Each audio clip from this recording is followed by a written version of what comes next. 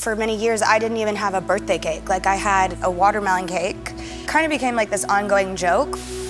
Selena Gomez is an extraordinary woman. I've actually had a major crush on her since 2010. She's an angel, and I love her. Demi Lovato just exposed her ex-fiancé Max Ehrich on her new album.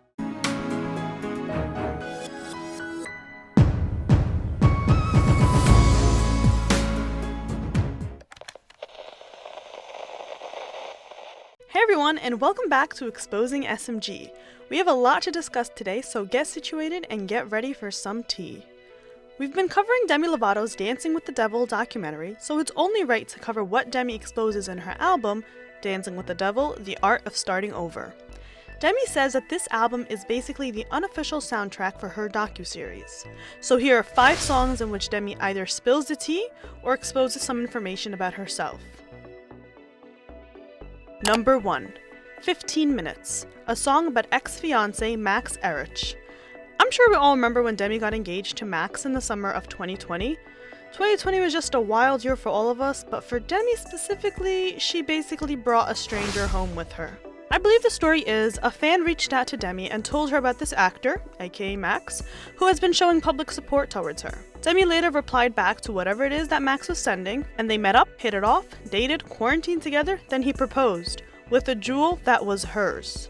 This is a long story, so I'll link some of my articles down below and a video that I made so you guys can delve into the embarrassment of it all.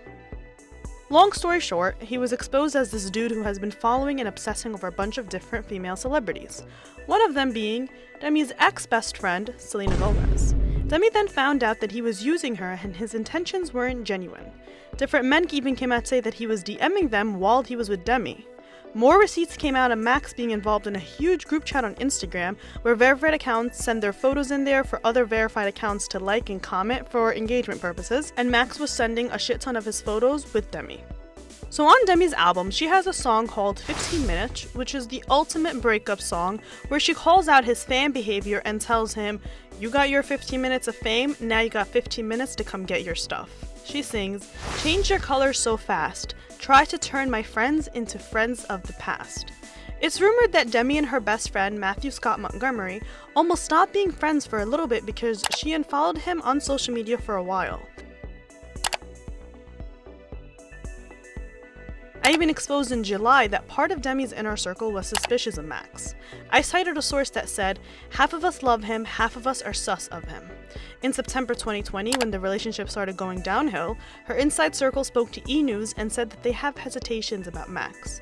It was then announced a few days later that they broke up.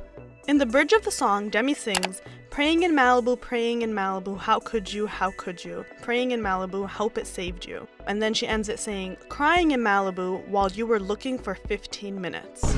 And this references when Max went to the beach in October where he originally proposed to Demi, and TMZ caught him, or more like TMZ was called to the beach, where he was seen sulking and praying and crying. It was a whole sob story and a half, as you can see here. Number 2. Melon Cake, a song about her former team getting her a watermelon cake topped with fat-free whipped cream for her birthday. Demi has spoke about how her former team restricted her in unhealthy ways, which eventually led to her downfall because of how miserable she was. In an interview, she actually talks about how she asked for help but was told that she wasn't sick enough. I had told my treatment team at the time I need help, and they said, "Well, you're not sick enough." In Melon Cake, she sings, "There was a time where the cat and mouse tried to make me Barbie-sized and I obliged." Demi is referencing the time where she used to work out 3 times a day and her diet was being controlled in unrealistic ways. She sings, "People out here getting fired for chocolate in the back seat, true story." Demi said that an assistant of hers was actually fired for buying her a chocolate bar. In her documentary, Demi surprised me when she said that her former team probably did these things out of love, but they didn't know that it would end up doing more harm than good. And to be honest, it takes a lot to be able to say that. It's hard when it comes to dealing with an addict. As Demi sings in 15 Minutes, "I'm not innocent, I know I'm a headache, but I'm working on it." In Demi's case, tough love and control clearly didn't help her. She sings in Melon Cake, "No more melon cakes on birthdays, no more barricades in doorways, finally get to do things my way." As I said in previous videos, after signing with Scooter Braun, her new team would celebrate her birthday with an actual birthday cake, and Demi said that's something that she's always wanted, just a birthday cake. She also sings, "You could find me starving for attention most days, amongst other things, God help me." The song is pretty much self-explanatory, and it reflects how that control didn't work for Demi at all. Number 3. The Way You Don't Look at Me, a song that is supposedly about her relationship with ex-boyfriend Wilmer Valderrama.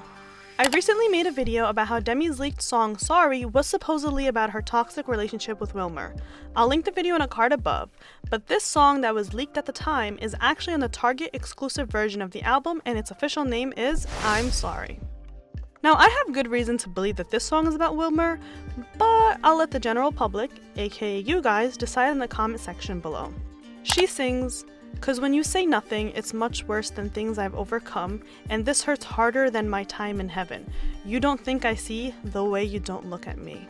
Demi says that this song is about that feeling you get when you're with someone and you know they're not paying attention to you. They're not watching you when you get out of the shower, their eyes aren't lingering on you when you walk by naked, and it sucks. In a different verse, she sings, "But I'm so scared if I undress that you won't love me after." It's no secret that Demi struggled with her body throughout the years, but when she got with that homeless man Max, she made sure to emphasize that he loved her body exactly the way it is, and in a way, it seemed like she was referencing past relationships in which she wasn't appreciated in that way. For Max's birthday post, she praised him for making her feel loved and accepted no matter what she looks like, and in a different post, she posted a screenshot of their message where she calls him the most loving fiancé, as he says, "I love every part of you, baby." Now, it was rumored back in the day that Wilmer would not be seen with Demi when she was not her thinnest. They were barely photographed together in 2013, but when she lost a lot of weight from 2014 to 2016, they attended all events together and they were photographed everywhere. It was suspicious to say the least. Let me know what you think.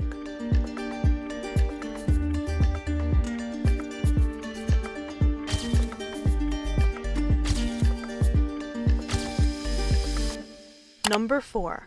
California Sober, a song about the state of Demi's sobriety now. Demi revealed that she is California sober, which means that she abstains from all drugs except weed and moderately drinking. This is controversial because a lot of people have opinions on how she should handle her sobriety considering her near-fatal OD in 2018. She sings, "Used to live in fear of always slipping, but living for perfection isn't living. I ran a little slower, now I'm tripping, a beautiful and magical beginning." Demi wants to deal with her sobriety in moderation as opposed to and cutting everything off. We've seen how her eating issues in the past affected her in terms of using and how being controlled in that aspect led to her downfall. So let me know what you guys think about Demi's decision. Number 5. Butterfly, a song about her estranged father who passed away in 2013. On nearly every Demi album, you have to expect a song about her father. It's interesting when you listen to her albums from the beginning until now because you can see her come to terms with the passing of her father. On Unbroken, her song For the Love of a Daughter is an emotional ballad about how her family was constantly fighting because of her father's struggle with addiction. She sings, "Please, Father, put the bottle down for the love of a daughter." If you're in the mood for a good cry, go listen to it. On her self-titled album Demi, Shouldn't Come Back is supposedly about the aftermath of when her father left. She's trying to come to terms with how she feels abandoned by him and maybe he shouldn't come back after all, she says. The song Father is on her Confident album and it comes after his death. She sings about how she prays for his peace and she hopes that heaven gave him a second chance. On Tell Me You Love Me, she takes a lighthearted approach in Daddy Issues where she jokes about how her relationship troubles are a result of her estranged relationship with her dad. And finally, on Dancing with the Devil, Butterfly paints a story that comes full circle. She sings about how she used to dread the month of June, which is when he passed away, and even though he was a troubled man, she sees him flying over her like a butterfly. It's amazing how Demi has painted a whole story about her relationship with her father through these albums. So this concludes 5 songs in which Demi spilled the tea or just opened up in a way that she hasn't before. Let me know in the comments if you listened to Demi's new album and what are your thoughts on the songs discussed today and the album in general. What are some other songs that you think have deeper meanings? Be sure to follow us on Instagram at ExposingSMGblog and on Twitter at ExposingSMG for more celebrity updates and tea. Like and subscribe for more, and as always, thanks for watching.